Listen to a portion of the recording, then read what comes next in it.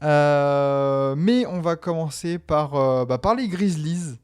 Ma foi, les Grizzlies qui sortent de saisons compliquées, mine de rien. Les Grizzlies qui étaient une équipe vraiment sur la pente ascendante il y a de cela 2 saisons ou 3. Mm. Non, 2 saisons. Ouais. Euh, Monté à 3 ans. Ouais. Ouais, c'est ça, hein. Et voilà, bonsoir Savage Carapuce, évidemment. Mais ouais, Memphis, enfin, une équipe compliquée à juger cet été parce que il y a une review un peu de saison compliquée, quoi. Qui est-ce qui veut se lancer? Bon, bah là, j'y vais, hein. Allons-y. Allez, vas-y. Bah ouais, là vraiment, les Grizzlies, on est pris entre les souvenirs qu'ils nous ont laissés avant la saison dernière et en fait, les équipes qui ont énormément progressé la saison passée, où eux avaient été bouffés par les blessures. Donc on l'a vu, hein, même en plus, Ja Morant qui commence la saison suspendu après ses bêtises, hein, pour être poli. Voilà. N'allez pas sur Instagram Ses bêtises sur Instagram. quand vous êtes dans une soirée où il y a des guns, quoi. Ouais. Et encore moins une deuxième fois alors que vous aviez dit que vous arrêtiez de le faire. Ouais. Mais ouais, donc il démarre avec la suspension donc, de Ja, il revient, il fait 9 matchs, saison finie. Donc Desmond Bane prend le lead offensif. Et puis finalement, il joue à peine un match sur 2 sur la saison. Smart, très grand, enfin gros coup au trade à l'intersaison précédente. Hein. Bah, Je ne savais pas du tout ce que les Celtics le lâchent. Surtout que c'était une arrivée qui faisait écho à la suspension de Ja Morant. Donc on s'est dit, Ja Morant suspendu, mais tu t'attaches quand même, tu t'attaches les services de Marcus Smart, qui est quand même, qui était Depoy sortant. Ouais, c'est vrai. Donc tu te dis, attends, c'est quand même pas mal. Il y avait plus d'Eric Rose déjà. Jaren Jackson, non? C'était Jaren Jackson le Depoy sortant. Smart, c'était l'année d'avant, il me semble. C'était l'année d'avant.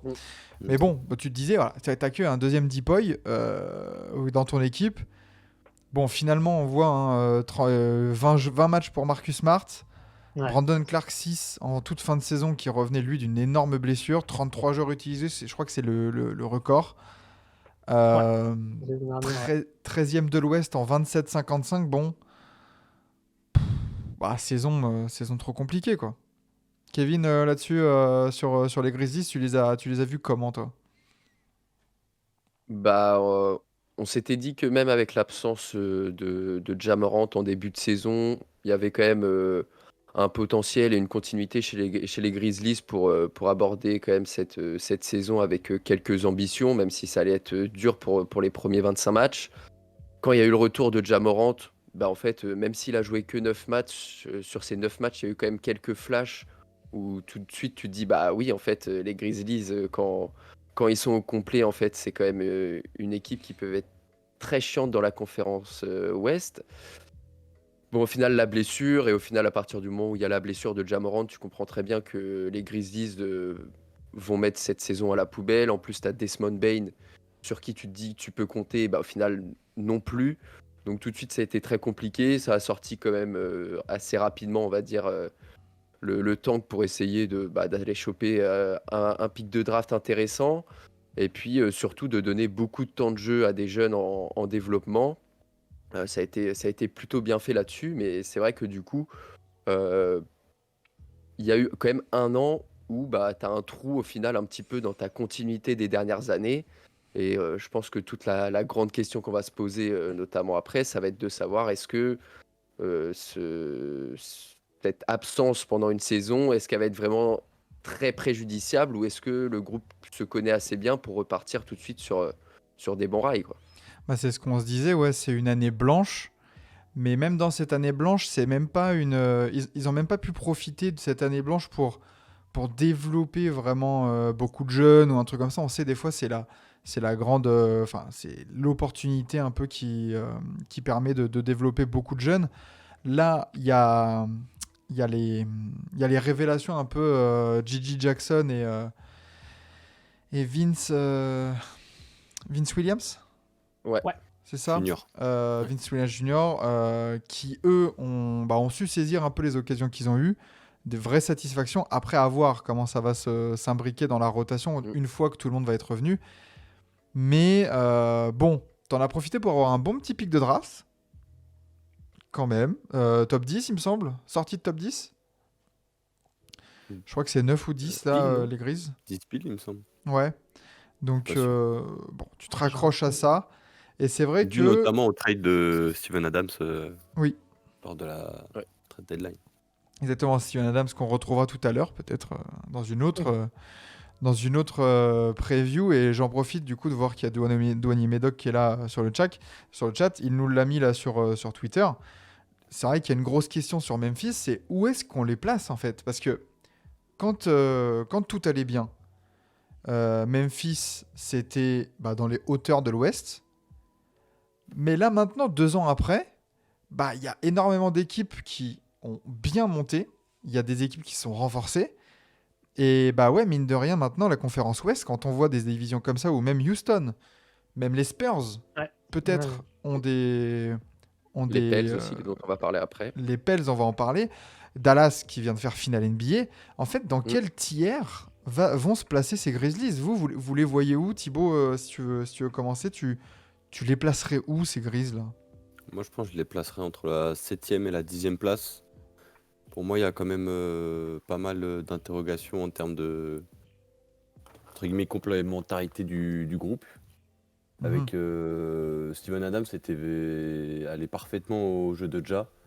Et c'est le genre de joueur qui se contentait à faire les écrans, lui créer l'espace dans la raquette et sans demander forcément trop de tickets shoot. Donc, ce qui était parfait pour l'équipe. Comme on le sait et qu'on l'a dit, du coup, il a été trade à Houston, ce qui a amené du coup la draft de Zach Edey. Donc, est-ce que Zach Edey pourra remplir ce rôle? Est-ce que lui, de son côté, il va pouvoir se satisfaire du rôle qu'on va lui donner ou il va vouloir avoir ses tickets shoot? Parce que mine de rien, physiquement, pivot dominant, donc est-ce qu'il va vouloir, j'en sais rien, faire, je dis n'importe quoi, mais 16 points, 9 rebonds de moyenne? Est-ce que tout ça va bien s'empiler? Est-ce que le groupe sera épargné par les blessures? C'est ce qui notamment a freiné leur saison dernière. Je pense à Ja Morant sans penser à sa suspension, à Marcus Smart, à Brandon Clark, même si c'était prévu qu'il joue très peu. Donc ouais, même s'il y a un semblant de continuité dans le groupe, on ne sait pas ce qui vaut réellement avec les 2-3 changements qui ont été apportés. Donc moi, je les placerai entre la 7e et la 10e place. Pour moi, ça joue le play-in.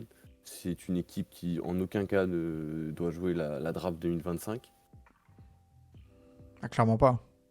On va voir, Il y a on va voir avant les prédictions et les visions. On s'avance un peu, mais voyons vite fait sur là, déjà le groupe un peu de Memphis. Parce que, comme tu l'as dit, Thibaut, c'est un été un peu sous le signe de la continuité, quoi. C'est que en arrivée, on a les drafts de Zach Edey, Jalen Wells, les arrivées de J.F., Yuki Kawamura et Mamadi Diakité. Kawamura qui s'est révélé notamment pendant la Coupe du Monde avec le Japon. Bon, il y a que la prolongation de Luke Kennard qui est plutôt un bon coup. Ça va, là, en sortie de banc, un petit sharpshooter comme ça, c'est toujours appréciable à avoir sur un banc. Mais toi, Kevin, est-ce que tu penses que Memphis, là, c'est la bonne stratégie de rester sur cette continuité et de voir, et pas d'avoir été peut-être chercher les bons petits coups comme on a pu le voir? Moi, je comprends le fait de rester dans la continuité, même si forcément, peut-être que du coup, tu vas peut-être pas être ultra compétitif comme tu le souhaiterais ou comme tu l'as pu l'être sur les saisons d'avant. Mais en même temps, tu as besoin aussi de retrouver de la cohésion de groupe et de retrouver des automatismes et voir qui fonctionne vraiment bien ensemble, etc. On va voir donc Ja Morant déjà avec Desmond Bane.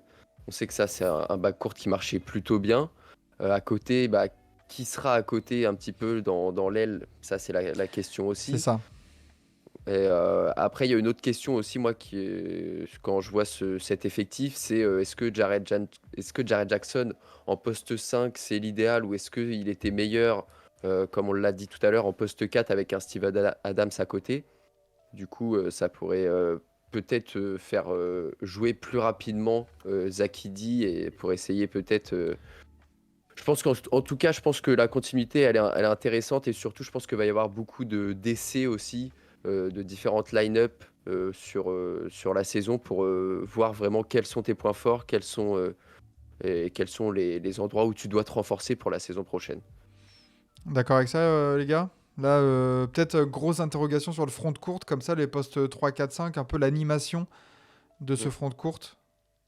Ouais, parce que là, les deux saisons avant, là, la dernière avec toutes les blessures, ils finissent. Je crois qu'à chaque fois, ils sont deuxième de l'Ouest, si je dis pas de bêtises.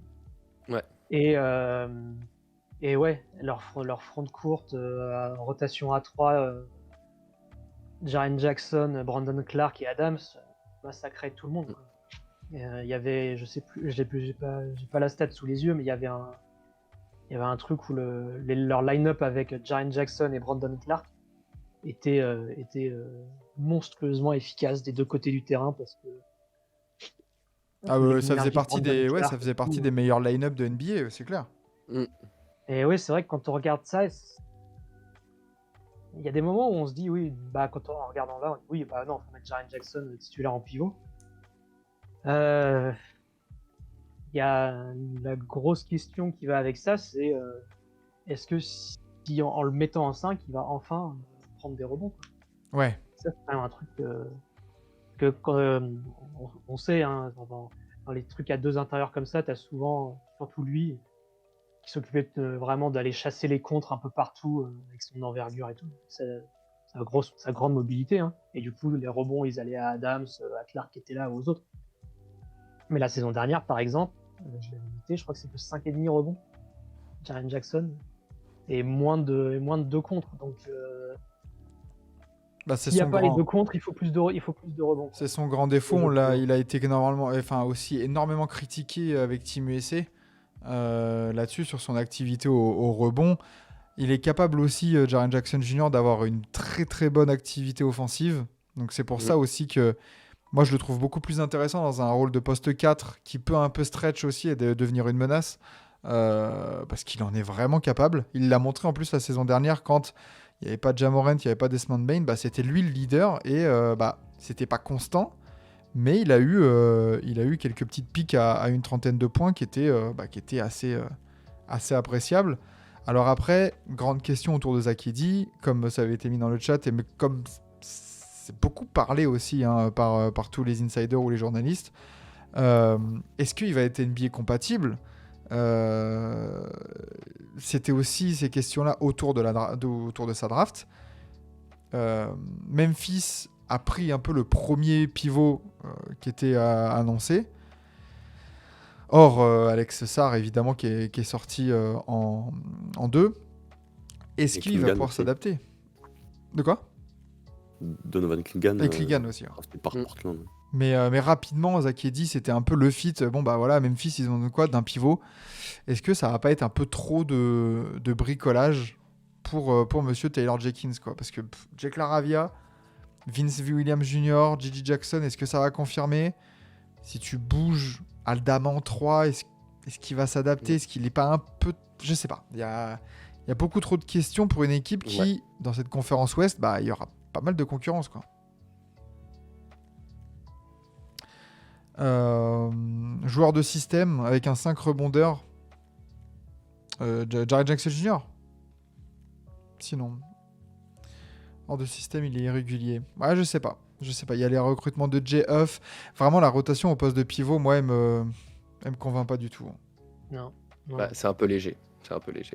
C'est vraiment un peu léger. Ouais, puis si on se dit on met Jaren Jackson en pivot pour résoudre ce problème, le problème il est juste décalé en fait parce que les ailes elles sont Bah, tu peux avoir En du limite aussi, Brandon quoi. Clark aussi qui est intéressant, mais du coup, forcément, enfin, dans tous les cas, oui, dans ta rotation, en tout cas, dans ta rotation sur le front de courte, il te manque peut-être un mec polyvalent là Un 3-4. ouais, voilà, un bon Ouais. 3-4 solide qui peut te dépanner quand tu mets Jared Jackson en plus à côté. Bah, Parce de que même type. si tu peux bricoler pour le 5 majeur, bah, tu auras quand même des soucis derrière dans la rotation dans tous les cas. Ouais, voilà, Donc, c'est ça. De type OG Anunoby, de type Andrew Wiggins, ce genre de poste 3-4 là qui peut un peu te rendre des services. Parce que c'est vrai que si tu déplaces Jaren Jackson en 5, en 4, bah, tu mets ou Santi Aldama ou Brandon Clark qui revient quand même d'une grosse blessure. Mais du coup, après, ton Ouais. banc, il est totalement, enfin, il est ouais. totalement vide sur ces Ouais. postes-là. Il y a beaucoup trop de. Et en plus, ouais, dans la conf Ouest.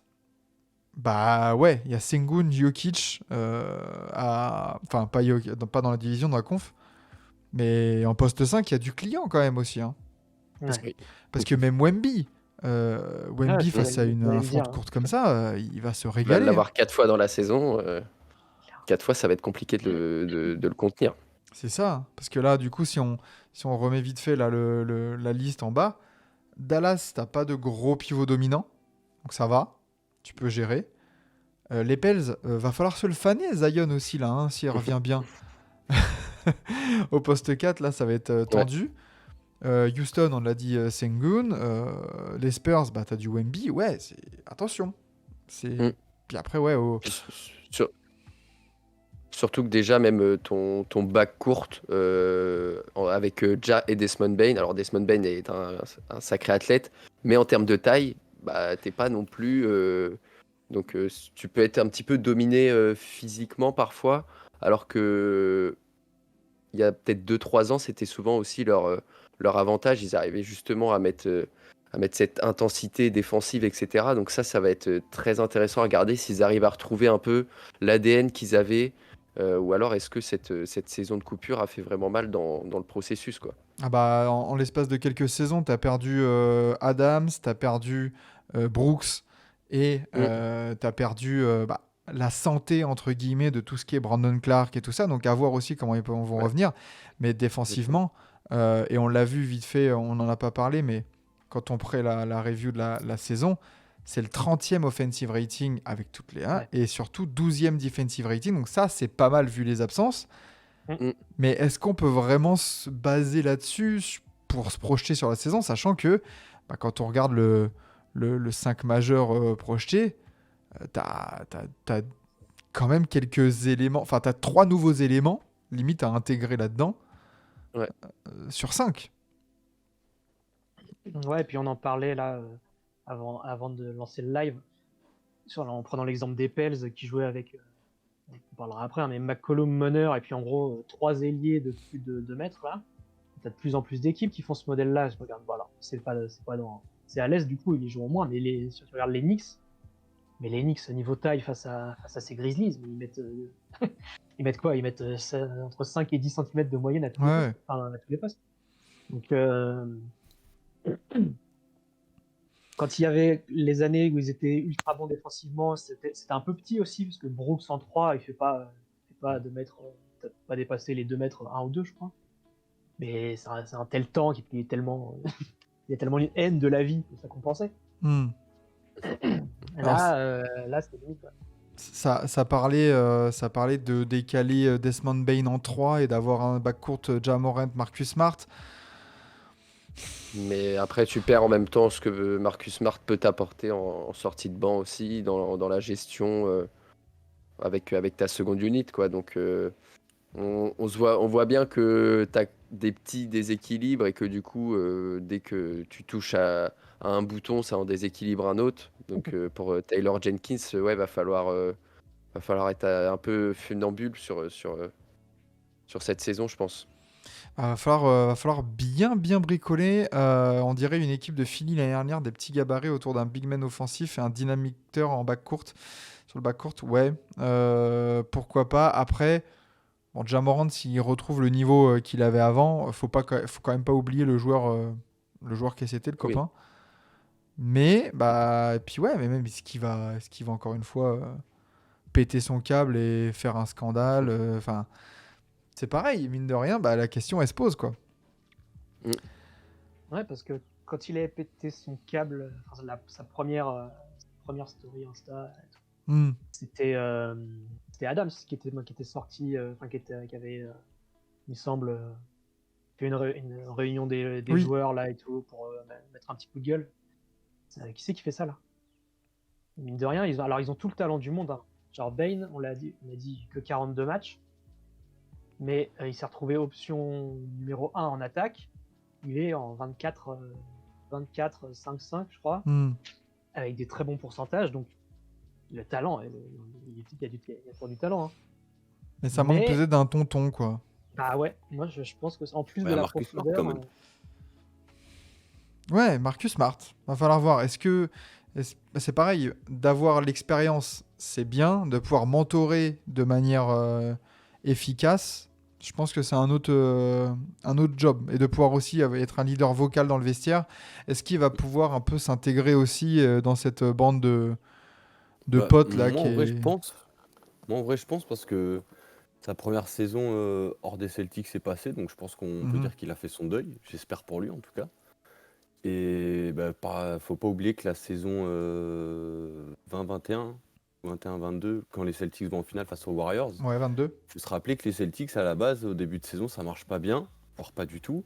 Et Ouais. c'est lui qui pousse le coup de gueule. Et suite à ça, après, il y a eu une deuxième partie de saison qui est incroyable, qui les emmène jusqu'à un final NBA. Et bon, après, ça se finit mal pour eux, mais Hmm. non, moi je pense que Marcus Smart, il peut parfaitement vraiment répondre à ce rôle de leader vocal du groupe, du vestiaire et essayer du mieux qu'il peut, bien sûr, de cadrer non seulement les jeunes, mais aussi pas avoir peur de reprocher certaines choses à son leader, Ja Morant, si jamais il fait d'autres écarts hors terrain, bien sûr.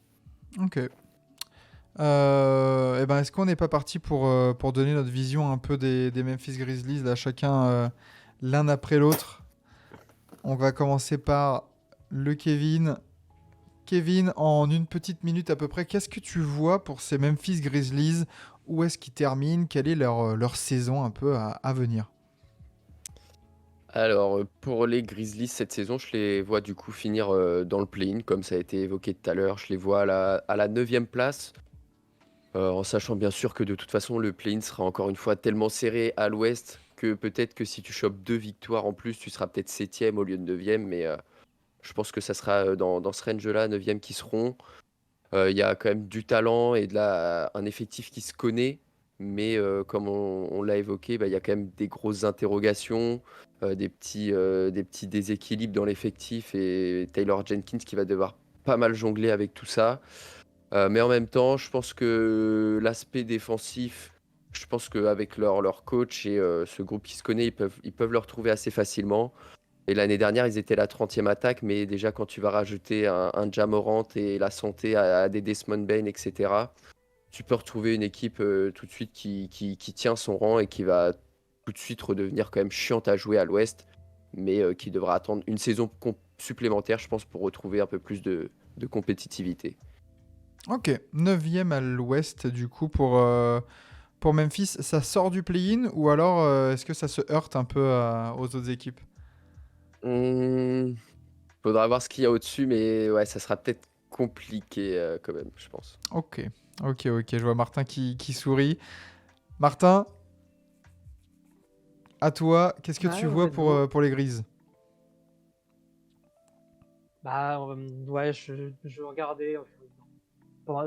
Juste le temps qu'on a fait la preview, je l'ai encore changé 3 fois de place. Mais ouais, Kevin m'a convaincu sur un truc.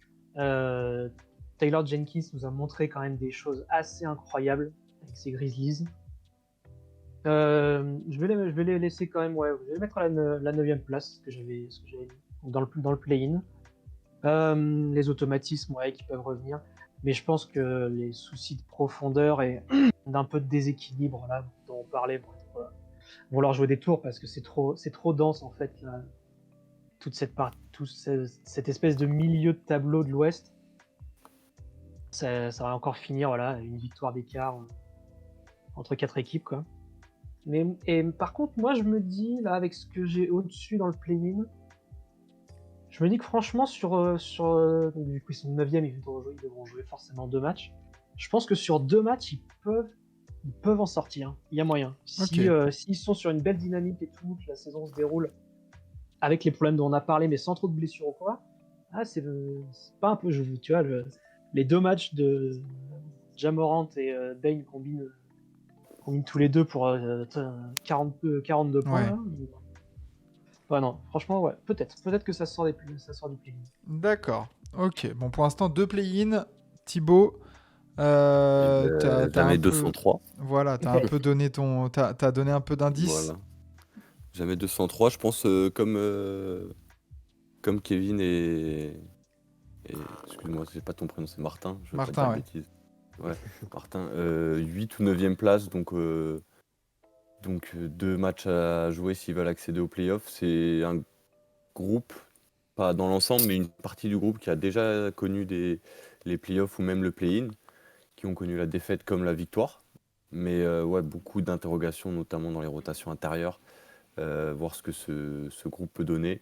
Donc ouais, je les mets 8-9 et je pense que ça sort du play-in en revanche. Ok. Parce Ok. que Donc. sur un match, t'as pas envie de prendre Ja-Morant. Ok. Eh ben, je vais être moins optimiste. Je les vois 11e. Je les vois Il a gagné. un peu short sur les playoffs. La raison, elle est simple. Il y a pas mal d'incertitudes médicales. Il y a ce problème de profondeur dont on a parlé. Et j'ai surtout l'impression que ce qui va leur porter préjudice, c'est pas tant qu'ils aient régressé, c'est plutôt que les concurrents, eux, ont vraiment progressé. Et j'ai l'impression que c'est ça qui va les faire vraiment un peu descendre dans le classement.